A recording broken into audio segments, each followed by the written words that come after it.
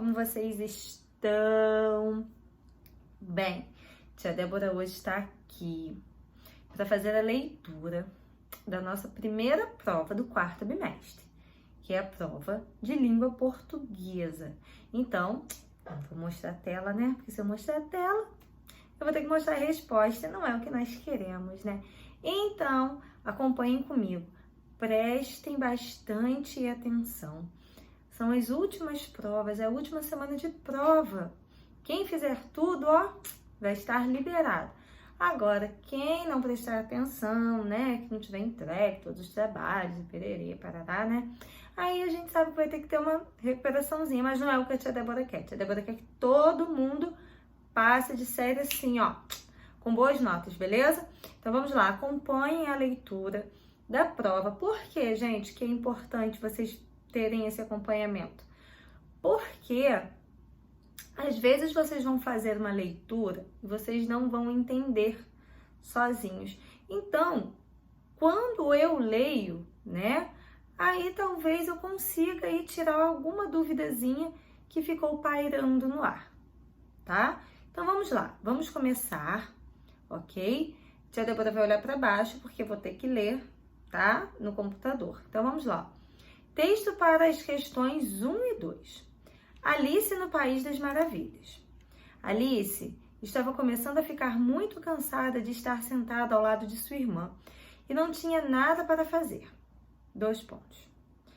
Uma vez ou duas, ela dava uma olhadinha no livro que a irmã lia, vírgula, mas não figuras ou diálogos nele. E para que serve um livro? Pensou Alice. Sem figuras, nem diálogos? Pergunta número 1. Esse texto que eu acabei de ler, ele vai servir tanto para a questão número 1 quanto para a questão número 2. Então, vamos lá. Questão número 1. O narrador pode ser classificado como narrador personagem ou narrador observador. Após a leitura do trecho da narrativa, identifique o narrador e classifique. Então, narrador, né, a gente já sabe que é aquela pessoa que está contando a história, né? O que a gente quer saber aí nessa história é se o narrador ele estava dentro da história ou se era um narrador que estava do lado de fora da história, tá? Então, vamos lá. Letra A, aí nós temos as opções. Letra A, narrador personagem. B, narrador observador. Letra C, narrador onisciente. Ou letra D, não há narrador nessa história. Tá? Então, vocês pensem aí para poder responder. O mesmo texto, a tia Débora vai reler, só que agora para a questão número 2. Alice estava começando a ficar muito cansada de estar sentada ao lado de sua irmã e não tinha nada para fazer. Uma vez ou duas, ela dava uma olhadinha no livro que a irmã lia, mas não havia figuras ou diálogos nele. E para que serve um livro? Pensou Alice. Sem figuras, nem diálogos? Questão número 2. Releia o texto da questão 1. Qual é a função dos 2 pontos nele? Então, vocês vão ver aí que tem uma partezinha que tem 2 pontos, tá? E aí, vocês vão dizer para que esses 2 pontos eles foram utilizados. Então, opção A. A função da pontuação no trecho é indicar uma explicação, no caso, sobre Alice não ter nada para fazer. Letra B. A função da pontuação no trecho é indicar uma fala, no caso, sobre Alice não ter nada para fazer. Letra C. A função da pontuação no trecho é indicar uma pergunta, no caso, sobre Alice não ter nada para fazer. E letra D. A função da pontuação no trecho é indicar a finalização da frase. No caso, sobre Alice não ter nada para fazer. Então, vocês vão ver aí como os 2 pontos foram utilizados, né? E aí, vocês vão responder, tá? Não é difícil, só prestar atenção durante a leitura. Pergunta número 3. Observe o quadro e marque a alternativa onde as palavras estão separadas corretamente, sendo elas classificadas como derivação prefixal ou derivação sufixal. Lembrando que prefixo é o que vem antes, sufixo é o que vem depois, né? E o radical é aquela parte principal da palavra. Então, vamos lá. Nós temos aí as palavras desfazer, impaciente, realmente, independente, felizmente, chaveiro. Aí a gente vai lá, alternativa A. Derivação prefixal, ou seja, aquilo que tem prefixo, né? Que vem antes. Desfazer em paciente independente, derivação sufixal, realmente, felizmente, chaveiro. Letra B, derivação prefixal. Desfazer em paciente chaveiro, derivação sufixal, realmente, felizmente, independente.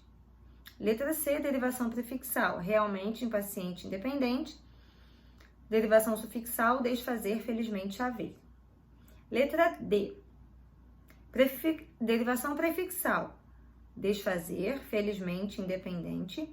Derivação sufixal, realmente, em paciente chaveiro. Bem, a gente viu isso no terceiro e no quarto bimestre, né? Então, não tem erro. Questão número 4. Leia o conto a seguir. Vocês vão ver aí que no texto tem uma parte que está sublinhada, tá? Então, vamos lá. Leia o conto a seguir. Vem à livraria nas horas de maior movimento. Mas isso já se sabe, é de propósito. Facilita-lhe o trabalho. Rouba livros. Começou roubando um texto escolar que precisava para o colégio. Foi tão fácil que gostou e passou a roubar romances de aventura, livros de ficção científica, textos sobre arte, política, ciência e economia. No início, li os livros que roubava. Depois, a leitura deixou de lhe interessar. Mas cada vez menos tempo para ir às livrarias. Os negócios o absorviam demais. Além disso, não podia, como empresário, correr o risco de um flagrante. Um problema que ele resolveu como resolve todos os problemas. Com argúcia, com arrojo, com imaginação. Moacir Scliar, no mundo das letras. Aí a gente vai para a observação e depois para a pergunta. Observe o emprego da vírgula nos dois trechos retirados do texto. Primeira parte. E passou a roubar romances de aventura, livros de ficção científica, texto sobre arte, política, ciência e economia. Segundo trecho. Um problema que ele resolveu como resolve todos os problemas. Com argúcia, com arrojo, com imaginação. Agora sim a pergunta. Essas vírgulas foram usadas com a mesma função nos dois trechos? Que função é essa? Então, elas foram usadas para ter a mesma função, tanto no primeiro trecho quanto no segundo trecho. Então, vamos lá. Para que essas vírgulas foram utilizadas? Letra A, identificar o aposto. B, identificar o vocativo. C, separar elementos de uma enumeração. Ou D, identificar o tempo e o modo. Lembrando que, galera, enumeração não é só quando eu faço em forma de números. Enumeração, tá? É quando eu estou aí fazendo vários itens, tá? E aí vou colocando a vírgula para separar esses itens, ok? Então, isso é uma enumeração, tá? Quando eu estou aí enumerando, não é só a forma de colocar a vírgula, tá? Botar um número, tá bom? Vamos lá, questão número 5. Assinale a alternativa em que o vocativo está separado incorretamente dos demais elementos da frase. Então, nós temos aí apenas uma frase que o vocativo ele está separado de forma errada, tá? Então, eu vou ler as frases e aí vocês visualizando vão ver que tem uma frase aí onde o vocativo não está no lugar correto, né? Lembrando que para ser vocativo, ele tem que vir junto com uma vírgula, tá? Então, vamos lá. Frase da letra A. Gabriel, você viu meus brinquedos? Letra B. Vamos à casa da Joana amanhã? Marcela. Perdão. Vamos à casa da Joana amanhã, Marcela. Não é uma pergunta, tá? É uma exclamação. Letra C. Seu livro está comigo, Samira. Letra D. A Júlia te mandou um abraço, Ana. Então, aí apenas uma frase dessas está com o vocativo incorretamente. Tá bom? Vamos lá, questão número 6. Numa casinha branca, lá no sítio do Pica-Pau Amarelo, mora uma velha de mais de 60 anos. Chama-se Dona Benta. quem passa pela estrada e a vê na varanda, de cestinha de costura ao colo e óculos de ouro na ponta do nariz, segue seu caminho pensando: que tristeza viver assim tão sozinha nesse deserto. Mas engana-se, Dona Benta é a mais feliz das vovós, porque vive em companhia da mais encantadora das netas, Lúcia, a menina do narizinho arrebitado, ou narizinho, como todos dizem por aí, Monteiro Lobato. Aí, nessa frase, a gente tem um travessão. Nesse texto, na verdade, nós temos um travessão. E aí eu quero saber, por que o travessão foi usado nesse trecho que eu vou ler agora? Que tristeza viver assim tão sozinha nesse deserto. Por que o travessão foi usado aí? Letra A, para introduzir um pensamento. Letra B, para introduzir uma fala. Letra C, para introduzir um questionamento. Letra D, para introduzir uma explicação. Gente, molezinha, né? Nossa prova tá bem facinha. Vamos lá, questão número 7. Leia o texto a seguir. Um dia, num fim de ano, o menino maluquinho chegou em casa com uma bomba. Mãe, tô aí com uma bomba. Meu neto é um subversivo, gritou a vovó.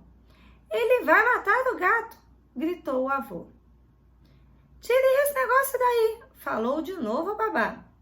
Mas aí o menino explicou. A bomba já explodiu, gente, lá no colégio. Esse menino é maluquinho, falou o pai aliviado, e foi conferir o boletim. O menino maluquinho de Ziraldo. Pergunta: indique os vocativos presentes no texto. Então, quais são os vocativos? Tá? Lembrando que o vocativo vem acompanhado de vírgula. Letra A, mamãe e gente. B, neto e avô. C, gato e avó. D, babá e pai, tá? Lembrando que o vocativo vem acompanhado de uma vírgula, tá? Questão número 8. Leia a crônica a seguir. As pérolas. Dentro do pacote de açúcar, Renata encontrou uma pérola. A pérola era evidentemente para Renata, que sempre desejou possuir um colar de pérolas, mas sua profissão de doceira não dava para isso. Agora vamos esperar que cheguem as outras pérolas, disse Renata confiante, e ativou a fabricação de doces para esvaziar mais pacotes de açúcar. Os clientes queixavam-se de que os doces estavam demasiados doces e muitos devolviam as encomendas. Por que não aparecia outra pérola? Renata deixou de ser doceira qualificada e ultimamente só fazia arroz doce. Envelheceu. A menina que provou o arroz doce aquele dia quase ia quebrando um dente ao mastigar um pedaço encaroçado. O caroço era uma pérola. A mãe não quis devolvê-la a Renata e disse: quem sabe se não aparecerão outras, e eu farei com elas um colar de pérolas. Vou encomendar arroz doce toda semana. Carlos Drummond de Andrade, Rick e a Girafa. A crônica é um gênero textual curto, com poucos personagens, inspirado em uma situação ou fato do cotidiano. Então, isso que a gente acabou de ler foi uma crônica. Pergunta: qual situação inesperada levou o autor a escrever a crônica? O que aconteceu que foi inesperado que o autor falou assim, vou escrever uma crônica, ou seja, um breve textinho? Letra A. A situação inesperada foi que os clientes queixavam-se de que os doces de Renata estavam demasiado doces, ou seja, estavam doces demais. Letra B. A situação inesperada foi uma doceira achar uma pérola em um pacote de açúcar e resolver gastar muitos pacotes para encontrar mais pérolas.